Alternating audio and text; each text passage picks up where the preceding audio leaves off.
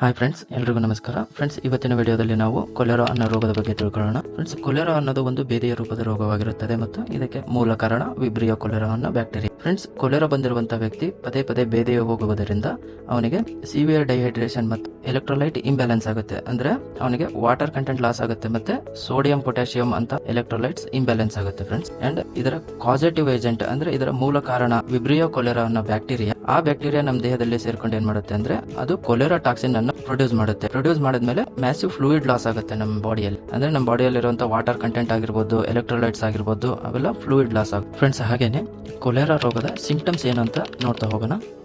ಬೇದಿ ಶುರುವಾಗುತ್ತೆ ಅವರಿಗೆ, ಮತ್ತೆ ವಾಮಿಟಿಂಗ್, ರ್ಯಾಪಿಡ್ ಡಿಹೈಡ್ರೇಷನ್ ಅಂದ್ರೆ ಅವರಿಗೆ ಫ್ಲೂಯಿಡ್ಸ್ ಎಲ್ಲ ಲಾಸ್ ಆಗಿ ಡಿಹೈಡ್ರೇಷನ್ ಸ್ಟಾರ್ಟ್ ಆಗುತ್ತೆ. ಮತ್ತೆ ಡ್ರೈ ಮೌತ್ ಅಂದ್ರೆ ಬಾಯಾರಿಕೆ ಆಗೋದು ಮತ್ತೆ ಡ್ರೈ ಮೌತ್ ಆಗೋದು. ನೆಕ್ಸ್ಟ್ ಮಸಲ್ ಕ್ರಾಂಪ್ಸ್ ಅಂದ್ರೆ ಮಸಲ್ ಪೇನ್ ಬರೋದು. ಫ್ರೆಂಡ್ಸ್, ಇದೆಲ್ಲ ಕೊಲೆರಾದ ರೋಗ ಲಕ್ಷಣವಾಗಿರುತ್ತದೆ.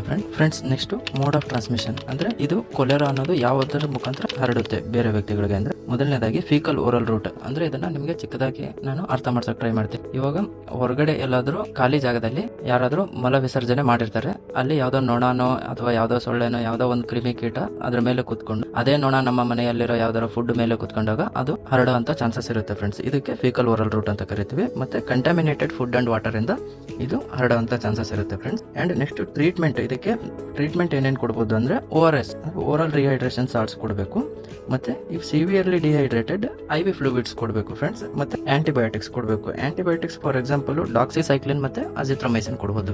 ಫ್ರೆಂಡ್ಸ್, ಎಲ್ಲದಕ್ಕಿಂತ ಹೆಚ್ಚಾಗಿ ಇವಾಗ ನಾವು ಪ್ರಿವೆನ್ಷನ್ ಅಂದ್ರೆ ಇದನ್ನ ಯಾವ ರೀತಿ ಬಾರದೇ ಇರೋ ತರ ತಡೆಗಟ್ಟಬಹುದು ಅಂತ ತಿಳ್ಕೊಳ್ಳೋಣ. ಫ್ರೆಂಡ್ಸ್, ಮೊದಲನೇದಾಗಿ drink boiled water and filtered water, ಕಾದಿರುವಂತ ನೀರು ಕುಡೀರಿ ಮತ್ತೆ ಫಿಲ್ಟರ್ ಆಗಿರುವಂತ ನೀರು ಕುಡೀರಿ. Next use proper toilet and no open defecation ಅಂದ್ರೆ ಟಾಯ್ಲೆಟ್ ಯೂಸ್ ಮಾಡಿ. ಫ್ರೆಂಡ್ಸ್, ಹೊರಗಡೆ ಹೋಗಿ ಮಲಮೂತ್ರ ವಿಸರ್ಜನೆ ಮಾಡಬಾರ್ದು. ಮತ್ತೆ wash hands with soap and water, ನಿಮ್ಮ ಕೈಗಳನ್ನ ಆಗಾಗ ಹ್ಯಾಂಡ್ ವಾಶ್ ಆಗಿರ್ಬೋದು, ಸೋಪ್ ಆಗಿರ್ಬೋದು ವಾಶ್ ಮಾಡ್ತಾ ಇರಿ. Friends, and eat fresh food. Okay friends, ಹೇಗನ್ಸ್ತು ವಿಡಿಯೋ ಕಮೆಂಟ್ ಮಾಡಿ. And thanks for watching. For more information like this, subscribe our channel pharmacy Pathashale. And thank you.